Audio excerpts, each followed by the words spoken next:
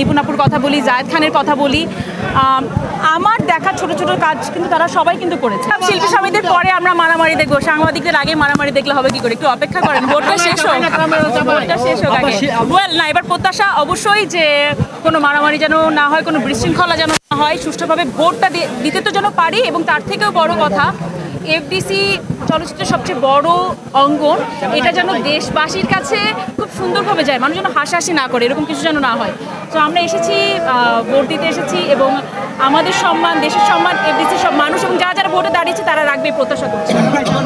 যারা পাস করবে তাদের কাছে আপনার প্রত্যাশা কি থাকবে? কারণ শিল্পীদের কল্যাণের জন্য আসলে তারা কমিটেড। একটু জানতে দেবো আপনার এই যারা পাস করবে তাদের কাছে আসলে প্রত্যাশা কি থাকবে শিল্পী হিসাবে? যারা এবার পাশ করবে তাদের কাছ থেকে বেশ কিছু প্রত্যাশা থাকবে।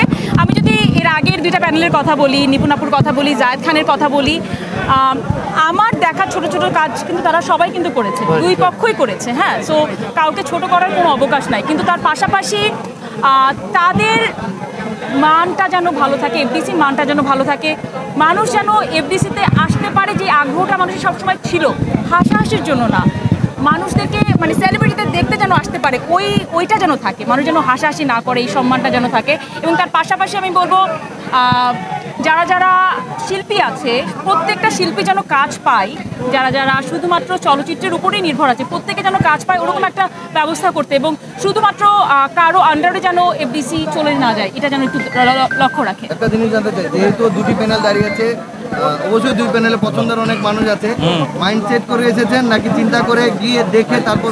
না, আমি একেবারে চিন্তা করে গিয়ে দেখে ভোট দেব, বিকজ প্রত্যেকের ফোন কল পেয়েছি এবং প্রত্যেককে আমি চিনি, খুব ভালোভাবে চিনি, প্রত্যেকেই খুব কাছে।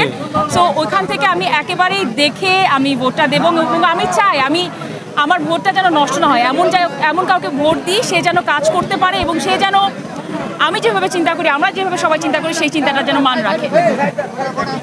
আর কোনো প্রশ্ন? ঠিক আছে, থ্যাংক ইউ।